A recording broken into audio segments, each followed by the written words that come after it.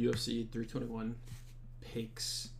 Starting off with the main card, Alexander Rakic versus Azamat Murzakanov. I think I'm going to go Azamat Murzakanov here for the simple fact that Rakic is on a 3-fight loss streak. He kind of let that fight with Ankalaev get away from him a little bit. Not to say that Ankalaev had a bad performance by any means, but I think Ankalaev kind of pressed forward, was cleaner with the striking. He didn't mix in really much of the grappling at all, if I remember correctly. Azamat Murzakanov is undefeated. He's on a really good streak of KOs. He has one decision against, I believe, Dustin Jacoby. But other than that, it's been pretty much all KOs from his win of the Contender Series. He's a little bit older, but I'm going to take Murzakanov by KO here. I think, I don't want to say Rakic is past his prime by any means. I think he could still, he could still definitely be relevant within the rankings, but in this matchup, I think this is kind of a tough one to come back from a 3-fight slide. So I'm going to go with Azamat Murzakanov here. Moving on, Alexander Volkov versus Jailton Almeida. I'm going to go with Volkov here, I think. I don't think Jailton Almeida by any means is bad.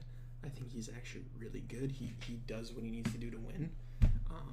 We saw that in the Derek Lewis fight that he did not want that smoke on the feet. He took him down, continuously took him down, held him there. Was the most exciting fight? No, but it's proof that he has the intelligence to not get fucking flatlined by Derek Lewis. Granted, Volkov in round 3, in his fight against Derek Lewis got kind of clapped in the last 30 seconds, but nonetheless, I think he definitely learned from that. He's definitely a more seasoned vet. He has a lot more fights in the UFC. He's a little bit older, but I think Volkov is very, very good.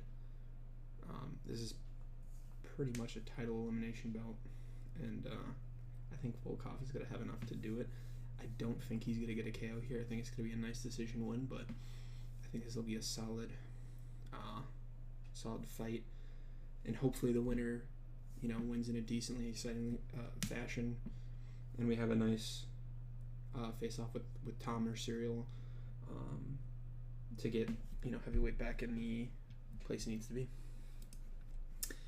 Moving up the card,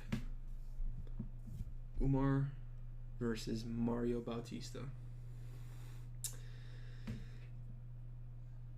I'm gonna go with Umar here, and I cannot. That's actually crazy. He's a minus 700 favorite. That is insane. I'm not gonna go with him because of that, but I definitely think that speaks to. Just simply having the name Nurmagomedov, you obviously get a little bit more hype. But I just think that Umar had a close fight with Merab. He did well. He made it close. He made it closer than Sandhagen did. He made it closer than arguably O'Malley, right? And that's impressive against Merab, especially seeing how well he's been doing, and the fact that he's defending in December is also insane. But I think Umar just has the better experience. I think obviously being under the tutelage of Khabib and Usman and Islam definitely helps. And I also just think that Mario really didn't do that much in his fight with Patchy Mix. And Patchy Mix fucking sucks. He's just shit. I don't know what happened, but as soon as he got in the UFC, he just ate shit, dude. And if he's making it close with Mario, that's tough, man. That's tough. I don't want to say there's no way, but it's very unlikely that if you're making it close with Patchy Mix, you're gonna be in a great spot to fight the cousin of Khabib. You know what I mean? It's just unlikely. I think Umar learned from his loss. I think he's gonna become a more developed fighter, a more confident fighter from that fight with Khabib. I'm sorry, with Merab. And I think he's gonna do enough to just beat on Mario here. I think it's just gonna be a unanimous decision, Umar. I think it's gonna be a pretty convincing win. We'll see if the winner fights Merab. If it's Umar, I don't think so. If it's Mario, probably. Moving on to the thrilling co-main event, Vernon Jandiroba versus Mackenzie Dern. So these girls did fight once before. Dern had the victory via unanimous decision. That being said, I think Jandiroba gets this one done here. I think she's just improved since that loss. I believe she lost to Amanda Ribas as well. But other than that, and then I think she had a loss before that. But other than that, she's been on a pretty good streak. I don't think there's anyone else in the strawweight division that'll really give, Jandiroba a run for her money at this point. We obviously know that Whaley vacated in an attempt to get a second belt. I just think that it was a close fight to begin with in their first fight, but I just think Jandiroba improved and Dern kind of stayed stagnant a bit. Didn't really do anything to improve her game massively since then. I'm just not noticing, actually, Jandiroba's 5 years older, which is kind of crazy to think about. She's damn near 40 years old, fighting a title fight in the women's strawweight division.